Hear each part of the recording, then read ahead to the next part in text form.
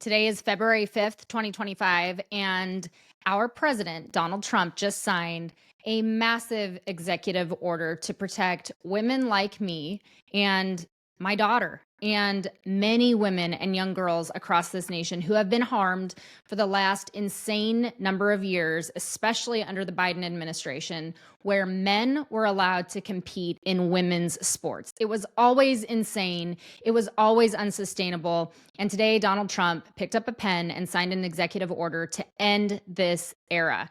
So I wanted to break down this massive EO that he just signed, Keeping Men Out of Women's Sports. Executive Order, February 5th, 2025. So in this executive order, he outlines a whole lot of comprehensive actions against the gender cult insanity. And it was actually interesting when I listened to the press conference, he called the gender madness a militant transgender crusade. He used the term militant. And I think that's super important because it paints a clear picture of what has been happening for the last 4 years. It became a militant crusade against women, and Donald Trump recognizes that. And I am so thankful that he made this promise and kept this promise to sign this executive order very, very quickly. So in this, he outlines a whole lot of orders specific to this large executive order. So I'm going to go through some of them. He says that under Title IX of the Education Amendments Act of 1972, educational institutions receiving federal funds cannot deny women an equal opportunity to participate in sports. As some federal courts have recognized, ignoring fundamental biological truths between the two sexes deprives women and girls of meaningful access to educational facilities.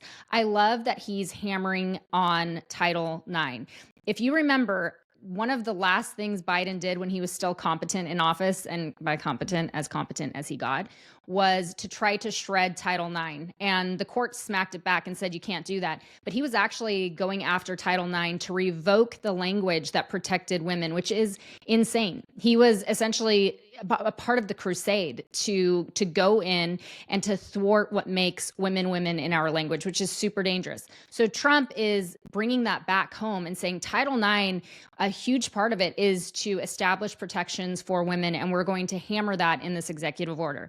He also says that it is the policy of the United States to rescind all funds from educational programs that deprive women and girls of fair athletic opportunities, which results in the endangerment, humiliation, and silencing of women and girls and deprives them of privacy.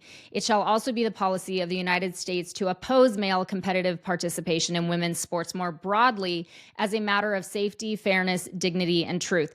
And he will go into this later, and I'll cover it in this executive order. But it was interesting at the press conference. He says, I think that this executive order covers all the bases, but if not, we'll sign an additional order to cover any bases that we left out. And reading through this, I'm like, man, he nailed it. He didn't just go after, the schools and those that are under jurisdiction of federal funding in Title IX. He goes after even as large as the Olympics. So it is an incredibly comprehensive executive order. The United States will take all appropriate action to affirmatively protect all female athletic opportunities and all female locker rooms.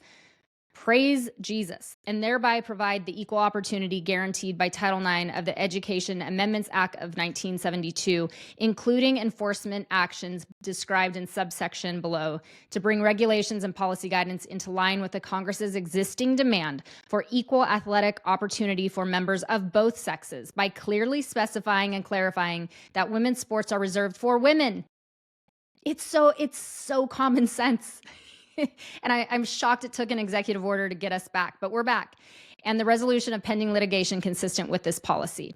Prioritizing Title IX enforcement will include athletic associations composed of or governed by such institutions that deny female students an equal opportunity to participate in sports and athletic events by requiring them in the women's category to compete with or against or to appear unclothed before males. He's going after everything. He's saying not only have you made women compete in these unfair competitions against men, but you've also forced us to be unclothed in front of men because that's politically correct. How insane that we ever got there. But it's all getting reversed. It's the end of that chaotic era today. All executive departments and agencies shall review grants to educational programs and where appropriate will rescind funding to programs that fail to comply comply with the policy established in this order.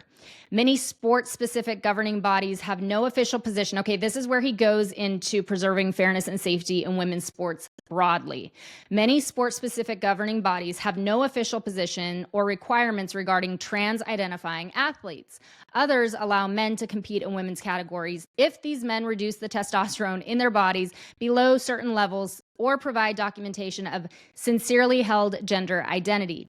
These policies are unfair to female athletes, and they do not protect female safety. So to address these concerns, and this is where he's going to lay it out. So he's going, again, we've talked Title IX, we've talked schools. Now he's going to cover the broad world of women's sports. So to address this, he says that the assistant to the president for domestic policy shall within 60 days of the date, so 60 days from now is going to put us into mid-April, convene representatives of major athletic organizations and governing bodies and female athletes that have been harmed by such policies to promote policies that are fair and safe, to convene state attorney generals to identify best practices in defining and enforcing equal opportunities for women to participate in sports and educate them about stories of women and girls who have been harmed by male participation in women's sports. Okay, so education.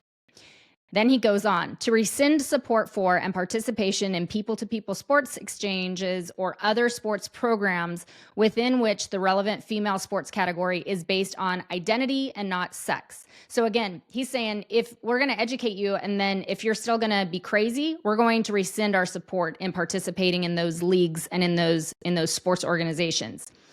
Also, he will be promoting and including at the United Nations international rules and norms governing sports competition to protect a sex-based female sports category, and at the discretion of the Secretary of State, convene international athletic organizations and governing bodies and female athletes harmed by policies that allow male participation in women's sports, to promote sporting policies that are fair, safe, and in furtherance of the best interest of female athletes.